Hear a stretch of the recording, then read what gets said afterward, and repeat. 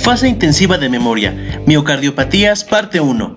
Hola, ¿qué tal, colegas? Vamos a empezar nuestra FIM de miocardiopatías, la hipertrófica, la dilatada, la restrictiva, arritmogénica del ventrículo derecho y algunas no clasificables.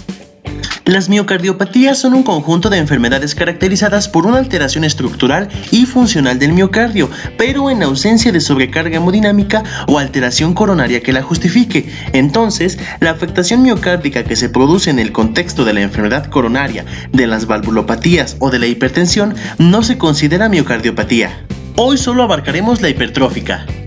La miocardiopatía hipertrófica puede ser genética o familiar y no genética o no familiar. La genética se debe a mutaciones que afectan a los genes de proteínas sarcómeras, ataxia de Friedreich, síndrome de Noonan-Leopard, depósito de glucógeno y depósito lisosomal de Anderson-Fabry. La miocardiopatía hipertrófica no genética se debe a obesidad, en caso de ser hijo de madre diabética o sobreentrenamiento atlético. En este caso, el volumen que le cabe al ventrículo izquierdo está muy disminuido porque el grosor está muy elevado. Su disfunción es meramente diastólica. La fracción de eyección puede ser normal o estar elevada, y la clínica, además de ser asintomática, puede presentar disnea, angina, síncope y muerte súbita. Su prevalencia es aproximadamente de 1 entre 500 adultos. Esto coloca a la miocardiopatía hipertrófica como el trastorno genético cardíaco más frecuente. Ok, entonces, ¿cuáles son las características principales de la miocardiopatía hipertrófica? Pausa y continuamos. A nivel ultraestructural, además de hipertrofia, tenemos grados variables de fibrosis y desorganización del miocardio que adopta un patrón arremolinado. En inglés se le conoce como disarray. El grosor parietal debe ser mayor de 15 milímetros, asimétrico y de predominio septal. Existen variantes como la enfermedad de Yamaguchi en Japón, que cursa con ondas T negativas gigantes en las precordiales. La mayoría de las causas son genéticas por herencia autosómica dominante, pero también hay variantes ligadas al cromosoma X, como la enfermedad de Andersen-Fabry, que cursa con alteraciones cardíacas, renales, oculares y del sistema nervioso. Ok, entonces, ¿cuáles son las alteraciones ultraestructurales de la miocardía hipertrófica y sus tipos de herencia genética? Pausa y continuamos. La mayoría de los pacientes permanecen asintomáticos. Entre los pacientes sintomáticos, la manifestación más frecuente es la disnea y la intolerancia al esfuerzo. Otros pacientes refieren dolor torácico anginoso por las alteraciones microvasculares coronarias y por el desequilibrio entre la demanda y el aporte que condiciona el aumento de la masa miocárdica, así como la presencia de enfermedades coronarias epicárdicas coexistente en algunos pacientes. Otro síntoma pueden ser las palpitaciones por contracción cardíaca vigorosa o por arritmias paroxísticas, sobre todo supraventriculares, y en particular fibrilación auricular, que suele resultar mal tolerada. También puede aparecer presíncope o síncope, que puede obedecer a un mecanismo neuromediado, ser secundario a la obstrucción del tracto de salida del ventrículo izquierdo o ser de origen arrítmico. Algunos pacientes tienen presentaciones graves como insuficiencia cardíaca grave, como consecuencia de la caída en fibrilación auricular, o en pacientes en fase dilatada, o incluso muerte súbita, consecuencia fundamentalmente de arritmias ventriculares malignas como fibrilación ventricular. La exploración puede ser normal excepto por la presencia de un cuarto ruido y ocasionalmente de un impulso apical prominente y doble. En los pacientes con obstrucción del tracto de salida del ventrículo izquierdo se ausculta un soplo sistólico rudo, localizado en el ápex y el borde esternal izquierdo, que puede irradiarse a la base del corazón, pero no a las carótidas, a diferencia del soplo valvular aórtico. Asimismo, suele haber un impulso inicialmente intenso y bisferiens, y si la obstrucción es intensa, desdoblamiento invertido del segundo ruido.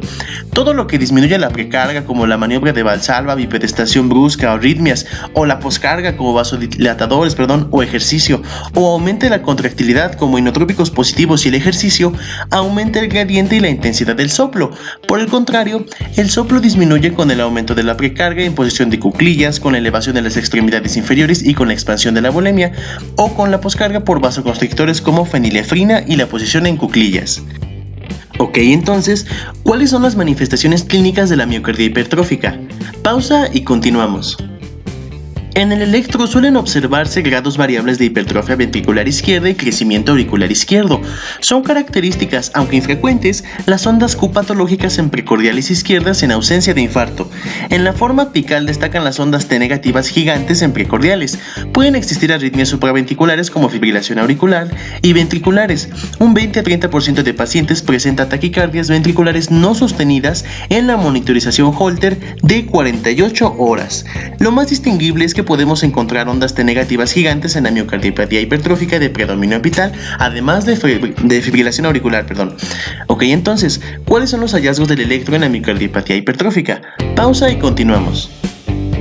La ecocardiografía es la exploración más importante, establece el diagnóstico y permite evaluar la distribución y magnitud de la hipertrofia. Es fundamental buscar activamente el gradiente obstructivo, debiendo realizarse maniobras de provocación como las de Valsalva en aquellos pacientes en los que no esté presente en reposo, sobre todo si están sintomáticos. La función sistólica suele ser normal o estar aumentada, salvo en la fase dilatada de la enfermedad. Ok, entonces, ¿cuáles son los hallazgos más importantes de la eco en la miocardiopatía hipertrófica? Pausa y continuamos. La ergometría permite apreciar síntomas o arritmias no presentes en reposo. La caída de la presión arterial durante el ejercicio es un dato de mal pronóstico. No suele ser necesario hacer un cateterismo cardíaco, salvo para descartar la enfermedad coronaria asociada.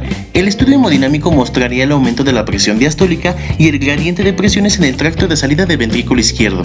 En las formas apicales, la ventriculografía tiene una morfología en haz de picas. Ok, entonces, ¿cuál es la importancia de la prueba de esfuerzo y el cateterismo cardíaco en la miocardía hipertrófica? Pausa y continuamos. Ahora, la mayoría de los pacientes permanecen asintomáticos o solamente tienen síntomas leves. Sin embargo, existen otros posibles cursos de la enfermedad como la presentación de insuficiencia cardíaca, obstrucción del tracto de salida del ventrículo izquierdo, desarrollo de fibrilación auricular, que se asocia con un elevado riesgo de eventos embólicos o la muerte súbita. La mortalidad anual global es del 1 al 2%. La causa más frecuente es la muerte súbita, que suele producirse por arritmias ventriculares, siendo el riesgo más elevado en niños, hasta un 6% anual. De hecho, la miocardiopatía hipertrófica es la causa más frecuente de muerte súbita de origen cardíaco en jóvenes y en atletas de competición. Como sea, en relación al tratamiento, los objetivos generales son el control de los síntomas y la prevención de la muerte súbita mediante el implante de un dispositivo desfibrilador automático.